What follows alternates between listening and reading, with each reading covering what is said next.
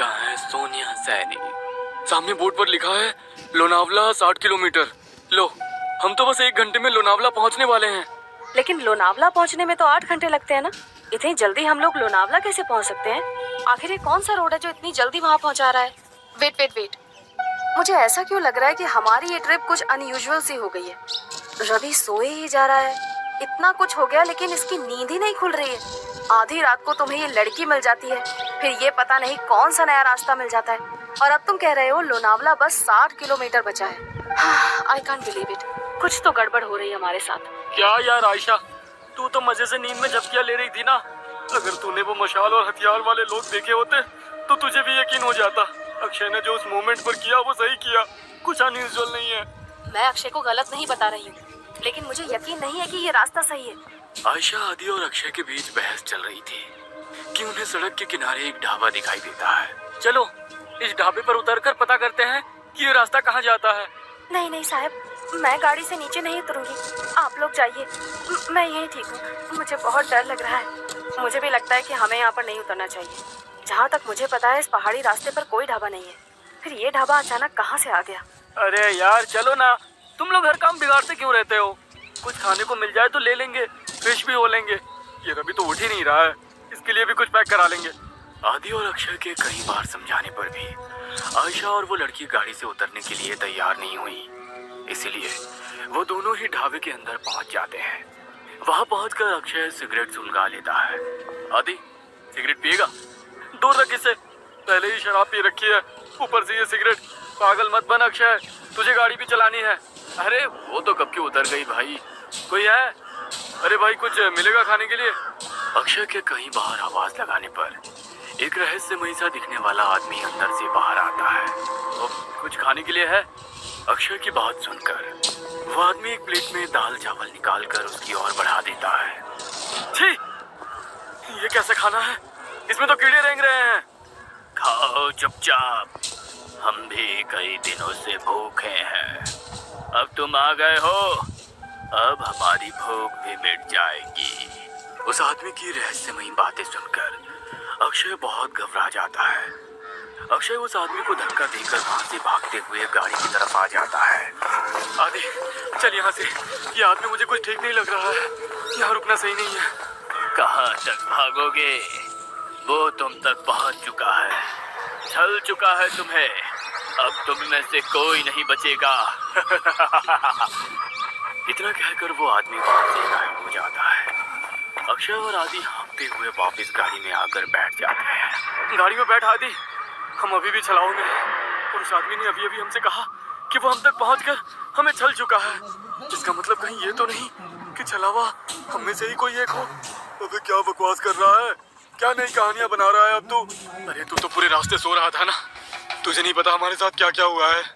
तू चुप रह, ये ढाबा भी एक छलावा ही था। कुछ समझ नहीं आ रहा है क्या सच है क्या भ्रम। 1 मिनट रवि, इतनी बार गाड़ी रुकी, इतना शोरगुल हुआ, तेरी नींद कैसे नहीं टूटी? तो रवि ही है ना? कहीं ऐसा तो नहीं कि यही छलावा हो? सोचो गाइस, पूरे रास्ते इसने हमसे कोई बात नहीं की है। ए, तुम लोग पागल हो गए हो क्या? हाँ, मुझे तो लगता है ये लड़की ही छलावा है। आधी रात को सड़कों पर लड़कियां नहीं प्रेत घूमती हैं। मेरी मानो तो इसे पहाड़ से नीचे धकेलकर छुटकारा पाओ इससे, देखना उसके बाद सब सही हो जाएगा। पागल मत बनो, मैं एक इनोसेंट लड़की को ऐसे कुछ भी करने नहीं दूंगा। मुझे तो लगता है साहब ये आदि सर ही छलावा है। यही हमें ढाबे में ले जाने के लिए पीछे पड़े थे। ये सब इनकी ही चाल है। अरे बस करो तुम सबके सब, ये क्या तमाशा शुरू कर दिया? तुम चुप करो अब। मैं अभी मरना नहीं चाहती। सबसे पहले तो मैं इस लड़की का काम तमाम करूंगी। मुझे भी लगता है कि ये लड़की ही गड़बड़ है। आयशा अपने बगल में बैठी उस आदिवासी लड़की का गला दबाने लगती है। आयशा को उस लड़की का गला दबाते देखकर अक्षय गाड़ी रोक देता है और उसे बचाने की कोशिश करने लगता है। इस लड़की के लिए मैं अपने दोस्तों की जान खतरे में नहीं पड़ने दूंगा। तभी रवि गाड़ी में रखी लोहे की रॉड उठाकर उस लड़की के सर पे दे मारता है। ये क्या कर दिया तूने? बस खत्म हो गई प्रॉब्लम। इसकी बॉडी को गाड़ी से बाहर फेंको और आगे बढ़ो।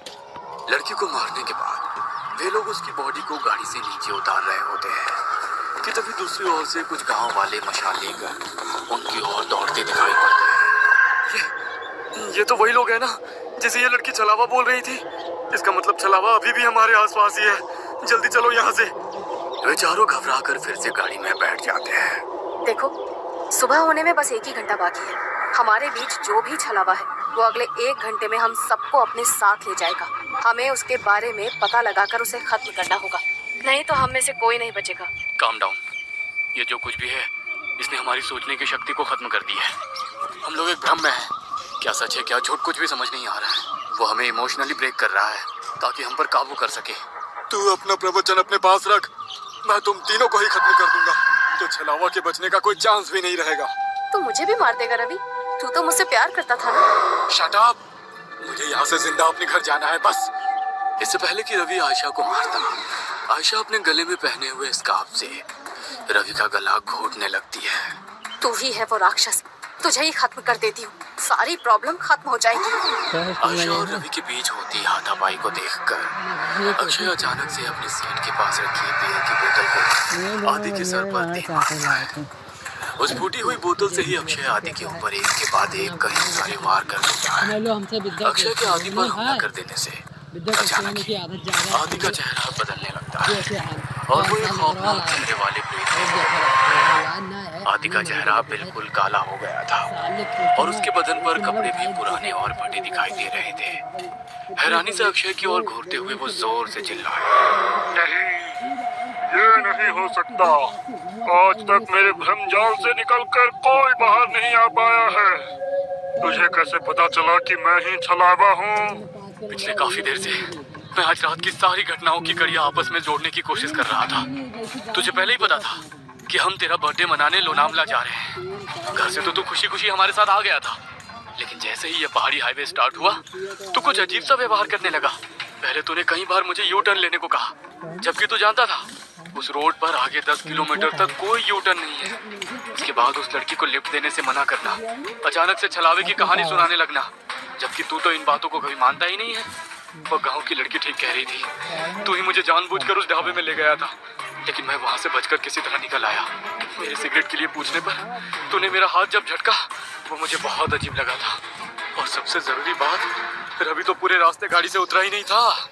इसीलिए जब आयशा रवि को मारने लगी तो मैंने तेरी तरफ नजर घुमाकर देखा। तू अपनी सीट पर बैठा बड़े आराम से मुस्कुरा रहा था।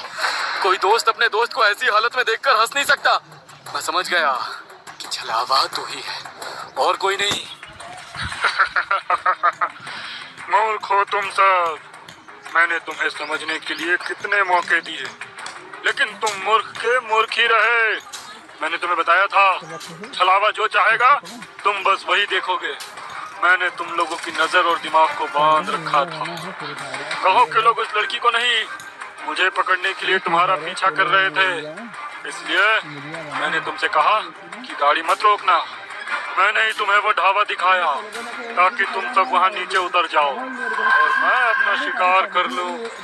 लेकिन ये आयशा बहुत चालाक है। इसने गाड़ी से उतरने से मना कर दिया था, इसलिए मैं वहां शिकार करने से चूक गया। बस कुछ देर की बात और थी, इस रवि के मरते ही तुम दोनों एक दूसरे की जान के दुश्मन बन जाते और एक दूसरे को मार डालते और मेरी जीत हो जाती। अगर ये आदि नहीं है तो हमारा आदि कहाँ है? तुम्हारा आदि तो उसी जगह मेरा शिकार बन गया था जब पहली बार तुम सब गाड़ी से उतरकर इस अक्षय से झगड़ा कर रहे थे और वो गाड़ी की डिक्की चेक कर रहा था। अक्षय, मार इसको, छोड़ना मत। उसने हमारे आदि को मार डाला, मैं इसे नहीं छोड़ूंगी। सुबह के 4 बज चुके हैं, अब तुम लोग मेरा कुछ नहीं बिगाड़ सकते। इतना कहकर वो छलावा वहां से गायब हो जाता है। जन्मदिन के दिन ही अपने दोस्त को खोने के गम ने उन सबको तोड़ कर रख दिया था। उस रात छलावे से उनकी जान तो बच गई थी, लेकिन अपने दोस्त को खोने का गम जीवन भर उनके